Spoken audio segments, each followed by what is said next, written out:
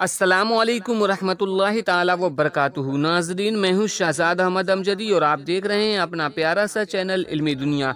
दोस्तों, आज की इस वीडियो में मैं बताने जा रहा हूँ रोज़े में पाए जाने वाले 7 ऐसे मसाइल जिनके बारे में लोग अक्सर गलत फहमियों में पड़े हुए हैं और गलत फहमियों का शिकार हैं। तो उन गलत फहमियों को आज की इस वीडियो में मैं दूर करने की कोशिश करूँगा, लिहाजा वीडियो को अंत तक ज़रूर देखिएगा। वीडियो को शुरू करने से पहले एक छोटी सी गुजारिश करता हूँ कि अगर अभी तक आपने हमारे चैनल को सब्सक्राइब नहीं किया है तो सब्सक्राइब करके बेल आइकॉन को दबा दीजिए ताकि आने वाले लेटेस्ट वीडियोस का नोटिफिकेशन आपको मिलता रहे, और वीडियो को सदक़े जारिया समझ के ज़्यादा से ज़्यादा लोगों तक शेयर करें ताकि वो भी इन मसाइल को जान सकें। तो चलिए वीडियो को शुरू करते हैं। पहली गलतफहमी ये भी मशहूर है कि हालत रोज़ा में एहतलाम हो जाए तो रोज़ा टूट जाता है। यानी लोग ये समझते हैं कि आप रोज़ा हैं और रोज़ा के हालत में नाइट फॉल हो गया तो रोज़ा टूट जाता है। हालांकि दुरुस्त मसला और सही मसला ये है कि हालत रोज़ा में एहतलाम से रोज़ा नहीं टूटता है बहार शरीयत वगैरह। गलतफहमी नंबर 2 ये है कि कुछ लोग समझते हैं कि सहरी में आँख न खुले और सहरी खाना छूट जाए तो रोज़ा नहीं होगा। यानी बाज़ लोग गुमान करते हैं अगर हमने सहरी नहीं खाई तो फिर हम रोज़ा कैसे रहेंगे, रोज़ा में सहरी खाना ज़रूरी समझते हैं। हालांकि सही मसला यह है कि सहरी रोज़ा के लिए शर्त नहीं है।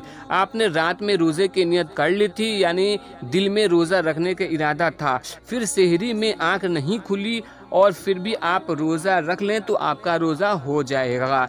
गलत फहमी नंबर 3, कुछ लोग समझते हैं कि मुंह में मौजूद थूक या बलगम निगल जाने से रोज़ा टूट जाता है या मकरूह हो जाता है। इस बिना पर वो लोग बार बार थूकते हैं। हालांकि दुरुस्त और सही मसला यह है कि मुंह में मौजूद थूक बलगम निगलने से रोज़ा नहीं टूटेगा।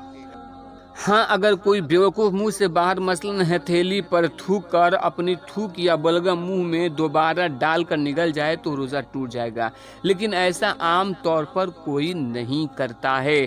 गलत फहमी नंबर 4, कुछ लोग समझते हैं कि चोट वगैरह लग जाने पर, खून निकल आने या खून टेस्ट करवाने पर रोज़ा पर कोई असर पड़ता है। हालांकि दुरुस्त मसला यह है कि रोज़ा किसी चीज़ के मादे के रास्ता में या दिमाग में जाने से टूटता है, जिस्म से कोई चीज़ बाहर आने पर नहीं टूटता है। लिहाजा ज़ख्मी होने पर, निकलने या फिर टेस्ट कराने के लिए खून देने पर रोज़ा नहीं टूटेगा। गलत फहमी नंबर 5, कुछ लोग समझते हैं कि जब तक अजान होती रहे मैं खाना पीना जारी रखा जा सकता है। आम तौर पर ये देखा जाता है कि लोग पानी वगैरह अपने पास रखे रहते हैं और सोचते हैं कि जैसे ही अजान हो वो पानी पी लेते हैं कि अभी टाइम है। हालांकि जो लोग ऐसा करते हैं उनका रोज़ा टूट जाता है। दुरुस्त मसला यह है कि अजान फ़जर और नमाज फ़जर का वक्त तब शुरू होता है जब सहरी का वक्त ख़त्म हो जाता है। लिहाजा जो सहरी बंद होने के बावजूद अजान ख़त्म होने का इंतज़ार करते हुए खाना पीना पीता रहा, उसने अपना रोज़ा बर्बाद किया, वो उसका रोज़ा नहीं हुआ। जी हाँ दोस्तों, अगर आप अजान का इंतज़ार कर रहे हैं और सहरी खाने का वक्त ख़त्म हो गया और आपने अजान के वक्त में पानी पिया या कुछ खाया तो आपका रोज़ा नहीं हुआ, आपका रोज़ा टूट जाएगा। गलत फहमी नंबर 6, कुछ लोग समझते हैं कि रोज़ा में इंजेक्शन लगवाने से रोज़ा टूट जाएगा। हालांकि दुरुस्त मसला यह है कि रोज़े की हालत में इंजेक्शन और सुई लगवाने से रोज़ा नहीं टूटता है।